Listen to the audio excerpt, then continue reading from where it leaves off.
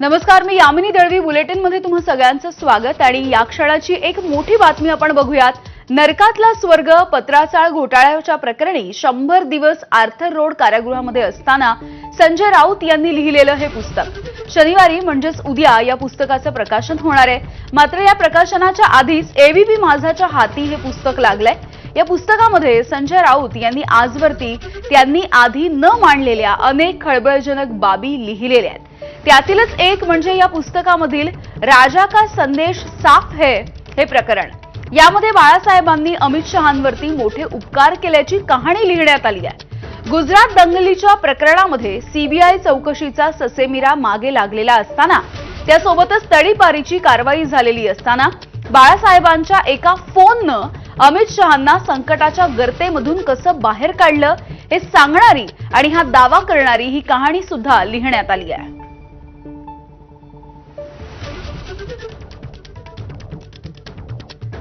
तर नरकातला स्वर्ग या पुस्तकाचं प्रकाशन उद्या होणार आहे. पत्राचाळ घोटाळ्याच्या प्रकरणी ज्यावेळेला 100 दिवस संजय राऊत हे आर्थर रोडच्या कारागृहामध्ये होते त्यावेळेला त्यांनी लिहिलेलं हे पुस्तक आहे. वेगवेगळी प्रकरणं त्यामध्ये लिहिण्यात आली आहेत आणि अनेक खळबळजनक असे दावे सुद्धा यामधून करण्यात आलेले आहेत. काही गौप्यस्फोट करण्यात आलेत. हे पुस्तक आता एबीपी माझाच्या हाती लागलेलं आहे आणि यामधल्याच एका प्रकरणाचा उल्लेख आता आपण बघतोय. राजा का संदेश साफ है असं हे प्रकरण आहे आणि याच्यामध्ये बाळासाहेबांचा उल्लेख आहे. याच्यामध्ये अमित शहा यांचा उल्लेख आहे. बाळासाहेबांनी सध्याचे गृहमंत्री असणारे अमित शहा यांच्यावरती त्यावेळेला मोठे उपकार केले अशी कहाणी सुद्धा संजय राऊत यांनी या प्रकरणामध्ये पुस्तकाच्या माध्यमातून लिहिलेली आहे.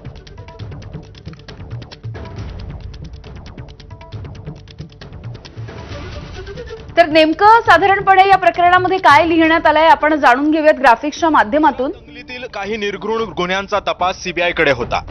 शहा तरुण होते आणि त्यांची दाढी काळी होती. फक्त बाळासाहेब ठाकरे मदत करू शकतात असं शहांना कुणीतरी सुचवलं. लहान जय शहाला घेऊन अमित शहा मुंबईत पोहोचले. कलानगरच्या मुख्य गेटवरच शहांना अडवून ठेवण्यात आलं. अमित शहा घामाघूम होऊन बराच काळ प्रतीक्षेत होते. दुसऱ्या दिवशी शहा पुन्हा एकदा मातोश्रीवर पोहोचले. शिवसेना प्रमुखांनी त्यांना संध्याकाळची वेळ दिली. गुजरात दंगलीत हिंदुत्वासाठी केलेल्या कामाची शिक्षा भोगतोय अशी दर्दभरी रोमांचक कहाणी बाळासाहेबांना त्यांनी सांगितली. अमुक तमुक न्यायमूर्तींसमोर केस सुरू आहे अशी ही माहिती बाळासाहेबांना दिली. मी काय करू असं बाळासाहेबांनी विचारलं. आप बात करेंगे तो न्यायमूर्ती आपकी बात मान लेंगे असं शहा म्हणाले. बाळासाहेबांनी चिरुटाचा झुरका मारला आणि धूर सोडला. त्यानंतर एक महत्वाचा फोन केला. अमित शहांचं प्रकरण ज्यांच्याकडे होतं त्यांच्याशी मनोहर जोशींच्या फोनवरून बाळासाहेब थेटच बोलले. बाळासाहेबांचं वाक्य होतं, तुम्ही कोणत्याही पदावर बसलेले असा पण तुम्हीही हिंदू आहात हे विसरू नका. एका फोननं अमित शहांच्या जीवनातल्या राजकीय प्रवासातल्या अडचणी दूर झाल्या. अमित शहांनी पुढे काय केलं ते साऱ्या जगानं पाहिलंय. शिवसेना आणि ठाकरे कुटुंबाशी ते निर्घृण वागले. याविषयी बोलत आमचे प्रतिनिधी वेदांत नेव आपल्या सोबत आहे. वेदांत, काहीसा खळबळजनक असा दावा एका फोन कॉलच्या नंतर अमित शहा यांचं पुढचं राजकीय आयुष्य सुरळीत झालं अशा पद्धतीचा हा दावा करण्यात आलेला आहे या पुस्तकाच्या या प्रकरणाच्या माध्यमातून. यामिनी, हेच नरकातला स्वर्ग खासदार संजय राऊत यांनी लिहिलेलं हे पुस्तक ज्याचं प्रकाशन उद्या उद्धव ठाकरे आणि शरद पवार यांच्या उपस्थितीत होणार आहे. प्रकाशनाआधी हे पुस्तक आपल्याकडे आलेलं आहे आणि यामध्ये अनेक गोष्टी ज्यामध्ये प्रामुख्यानं ईडीचं प्रकरण, ईडीची चौकशी कारवाई आणि संजय राऊतांना झालेली अटक आणि त्यांना भोगावा लागला 100 दिवसांचा तुरुंगवास हे सगळे अनुभव त्यांनी यामध्ये लिहिलेले आहेत. आणि त्यांनी थेट ईडी अधिकाऱ्यांच्या कार्यपद्धती त्यासोबतच भाजपवर टीका केली आहे की राजकीय सूडबुद्धीने आपल्याला ही अटक केली आहे आणि तुरुंगवास भोगावा लागला. आता जो चॅप्टर जो खरं तर या पुस्तकाच्या माध्यमातून समोर येतोय ज्यामध्ये नरेंद्र मोदी आणि अमित शहा यांना कशाप्रकारे बाळासाहेब ठाकरे यांनी मदत केली, कशाप्रकारे त्यांच्यावर उपकार बाळासाहेब ठाकरेंचे होते हे या पुस्तकामध्ये संजय राऊत यांनी नमूद केलेलं आहे. आपल्याला माहिती आहे गोधरा हत्याकांड, गुजरात दंगलीनंतर केंद्रात यूपीएचं सरकार होतं आणि यूपीए केंद्र सरकार विरुद्ध नरेंद्र मोदी म्हणजे तेव्हा गुजरातचे मुख्यमंत्री नरेंद्र मोदी होते. त्यामुळे अशा प्रकारचा संघर्ष आपल्याला पाहायला मिळत होता आणि अशा काळामध्ये अमित शहा सुद्धा एका निर्गुण गुन्ह्याच्या खटल्यामध्ये आरोपी होते. त्यांची तात्पुरत्या जामिनावर सुटका झाली होती आणि अशा वेळी एकीकडे नरेंद्र मोदी सुद्धा अडचणीत असताना, नरेंद्र मोदी विरोधात केंद्र सरकार असताना पूर्णपणे बाळासाहेब ठाकरे, शिवसेना पक्ष आणि सामना हे नरेंद्र मोदी यांच्या बाजूने पूर्णपणे उभे राहिले होते. अमित शहा जेव्हा अडचणीत होते, CBIच्या चौकशीचा ससेमिरा त्यांच्या मागे लागला होता आणि हा चौकशीचा फास आणखी आवळण्याचा प्रयत्न जेव्हा CBI कडनं केला जात होता तेव्हा अमित शहा यांना बाळासाहेब ठाकरे मदत करतील असं सांगण्यात आलं होतं.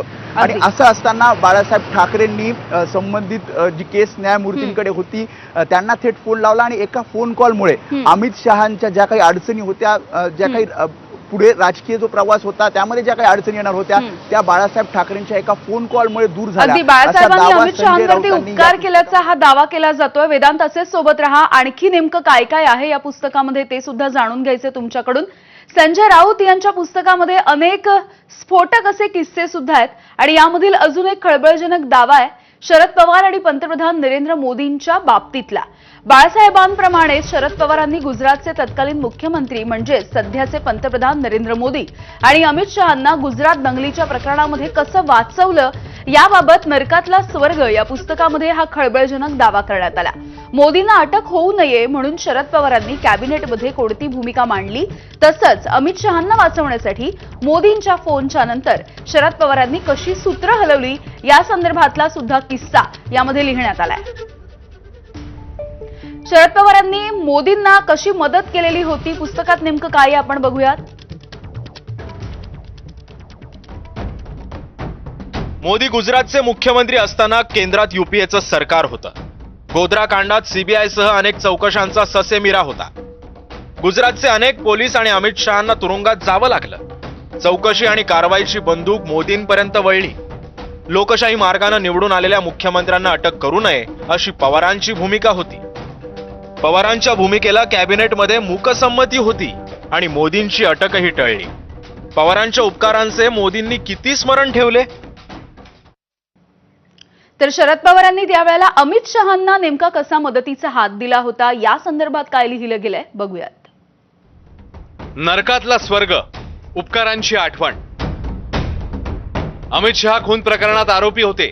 त्यांना तडीपारही केलं होतं. अमित शहांच्या जामिनात CBI विशेष पथकाचा विरोध होता.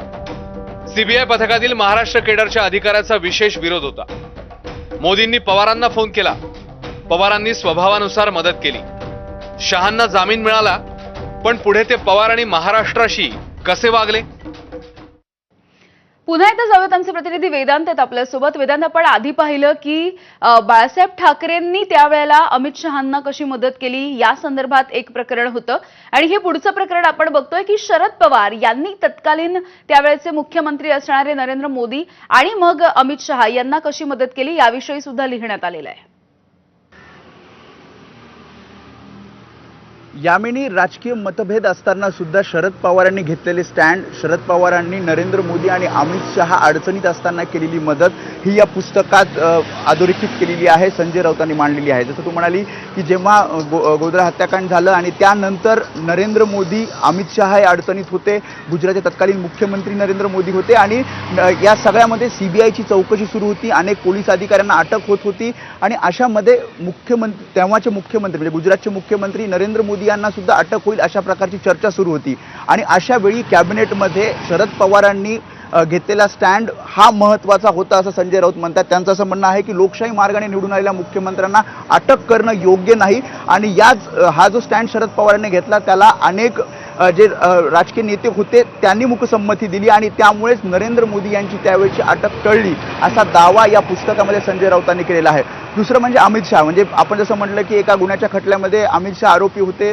तडीपारीची नोटीस त्यांना देण्यात आली होती आणि यावेळी त्यांना जामीन मिळावा, त्यांची या सगळ्यातून सुटका व्हावी यासाठी नरेंद्र मोदी आणि शरद पवार यांच्यात चर्चा झाली होती आणि शरद पवारांनी अमित शहा यांना मदत कशा प्रकारे केली तर CBIचे जे महाराष्ट्र केडरचे अधिकारी होते त्यांनी अमित शहा यांच्या जामिनाला कडाडून विरोध केला होता. मात्र शरद पवारांनी या सगळ्यामध्ये मध्यस्थी केली आणि अमित शहांना तात्पुरता जामीन यातनं मिळाला अशा प्रकारचा दावा सुद्धा या नरकातला स्वर्ग या पुस्तकामध्ये संजय राऊत यांनी केलेला आहे. मात्र या दोघांनी म्हणजे बाळासाहेब ठाकरे असतील आणि शरद पवार असतील यांनी ज्या प्रकारे अडचणीच्या काळामध्ये नरेंद्र मोदी आणि अमित शहा यांना मदत केली होती, ती मदत ते उपकार ते विसरलेत का, असा सवाल या नरकातला स्वर्ग पुस्तकातनं संजय राऊत यांनी विचारलेला आहे. कारण ज्या प्रकारे महाराष्ट्रातलं राजकारण आपण मागील 3-4 वर्षापासून बघितलं, 2 पक्ष फुटले आणि याला जबाबदार हे 2 भाजपचे नेते आहेत असा आरोप संजय राऊतांनी केलेला आहे. आणि त्यामुळेच या उपकाराची आठवण या पुस्तकातनं संजय राऊत करून देताना पाहायला मिळतात.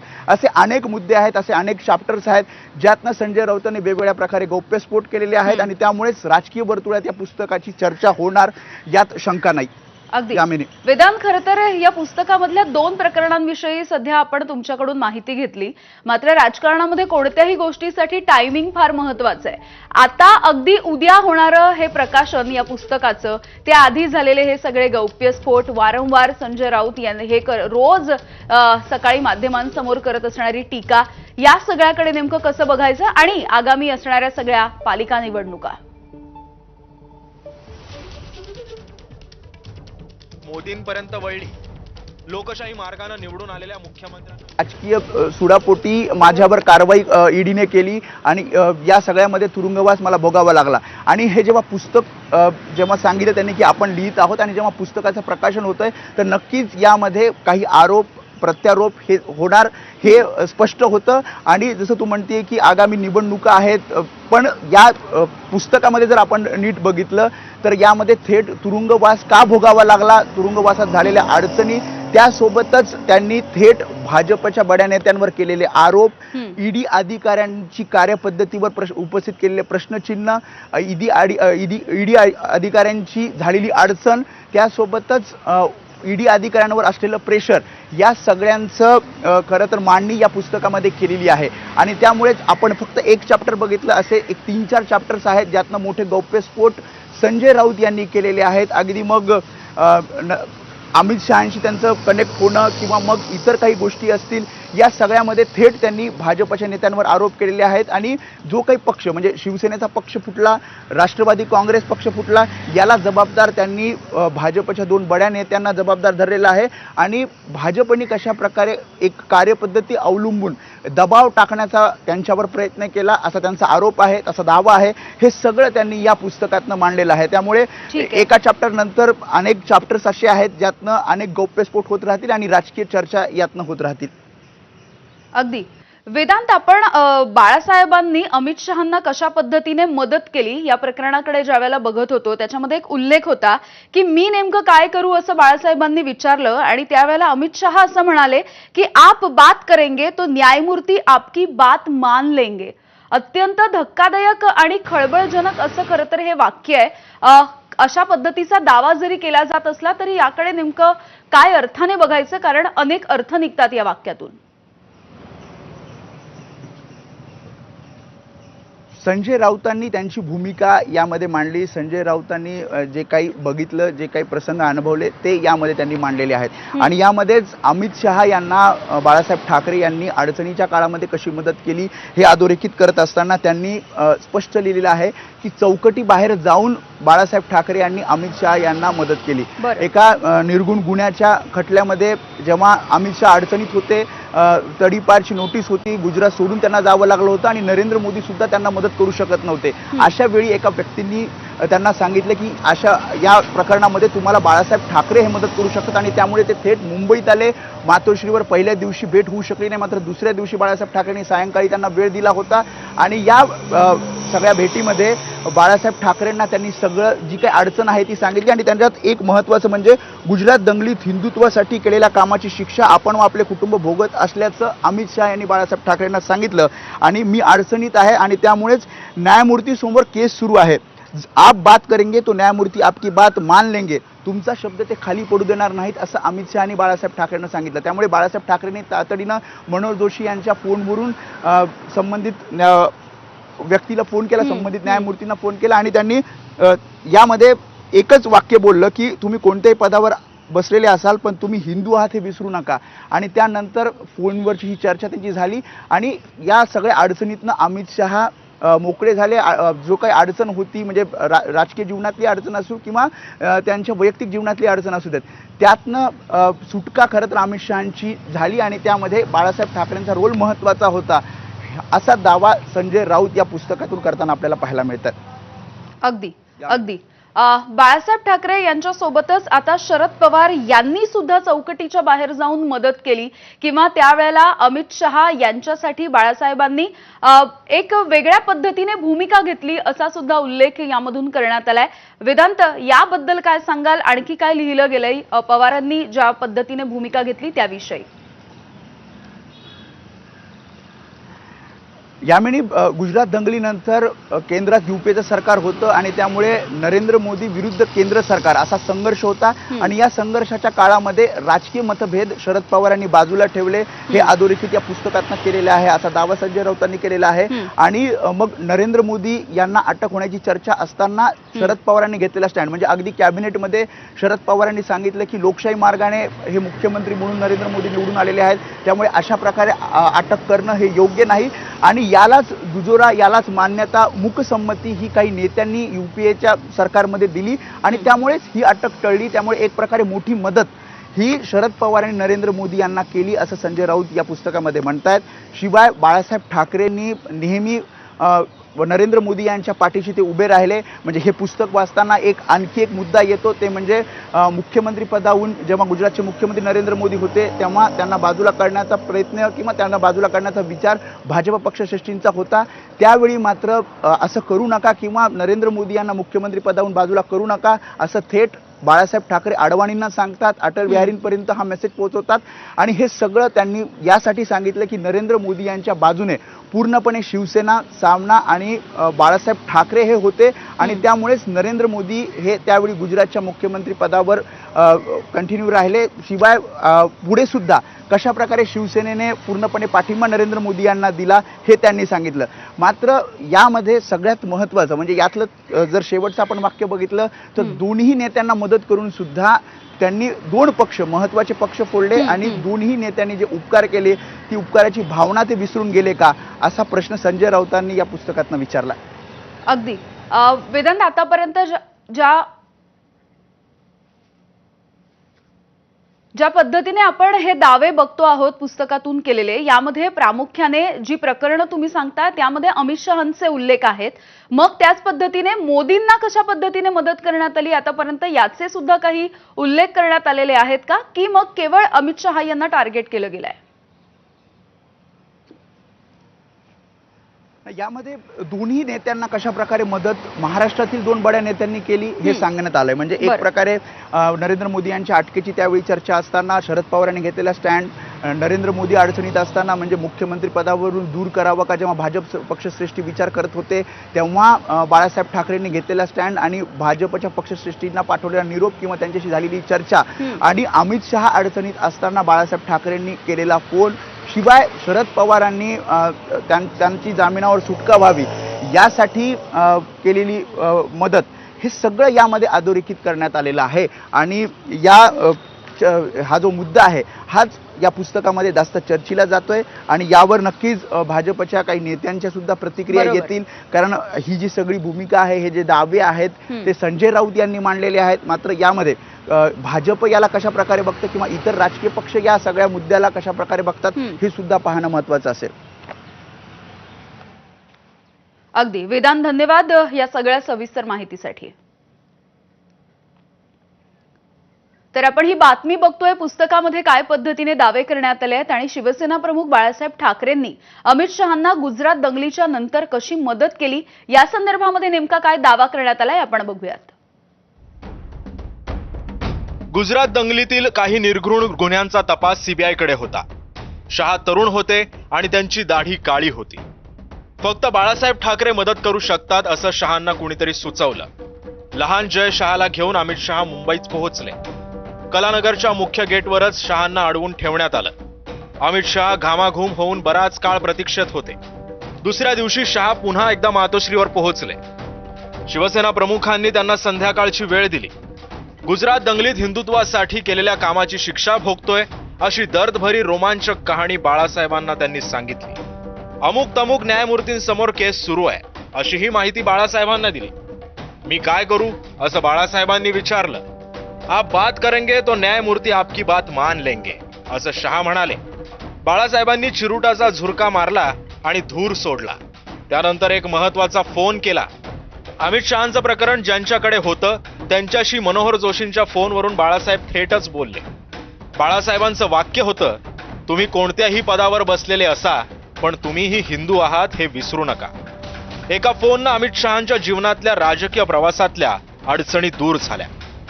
अमित शहांनी पुढे काय केलं ते साऱ्या जगानं पाहिलंय. शिवसेना आणि ठाकरे कुटुंबाशी ते निर्घृण वागले. तर शरद पवार यांनी सुद्धा त्यावेळेला मोदींना कशी मदत केली होती याविषयी नेमकं काय लिहिण्यात आलंय बघूयात. मोदी गुजरातचे मुख्यमंत्री असताना केंद्रात युपीएचं सरकार होतं. गोध्रा कांडात सीबीआयसह अनेक चौकशांचा ससेमिरा होता. गुजरातचे अनेक पोलीस आणि अमित शहांना तुरुंगात जावं लागलं. चौकशी आणि कारवाईची बंदूक मोदींपर्यंत वळली. लोकशाही मार्गाने निवडून आलेल्या मुख्यमंत्र्यांना अटक करू नये अशी पवारांची भूमिका होती. पवारांच्या भूमिकेला कॅबिनेटमध्ये मूकसंमती होती आणि मोदींची अटकही टळली. पवारांच्या उपकारांचे मोदींनी किती स्मरण ठेवले. तर शरद पवार यांनी मोदींच्या सोबतच त्यावेळेला अमित शहा यांना सुद्धा कशा पद्धतीने मदतीचा हात दिला होता याविषयी काय म्हटलंय राऊतांनी बघूयात. नरकातला स्वर्ग, उपकारांची आठवण. अमित शहा खून प्रकरणात आरोपी होते. त्यांना तडीपारही केलं होतं. अमित शहांच्या जामिनात सीबीआय विशेष पथकाचा विरोध होता. सीबीआय पथकातील महाराष्ट्र केडरच्या अधिकाऱ्याचा विशेष विरोध होता. मोदींनी पवारांना फोन केला. पवारांनी स्वभावानुसार मदत केली. शहांना जामीन मिळाला, पण पुढे ते पवार आणि महाराष्ट्राशी कसे वागले. तर राऊतांनी आपल्या पुस्तकामध्ये हे सगळे दावे केलेले आहेत आणि गौप्यस्फोट सुद्धा अनेक मांडलेले आहेत. काही स्फोटक अशी विधान आहेत. या सगळ्यावरती आता भाजपकडून नेमकी काय प्रतिक्रिया येणार याची सुद्धा उत्सुकता आहे. पुढे जाऊयात आणि 8च्या 80 बातम्यांचा आढावा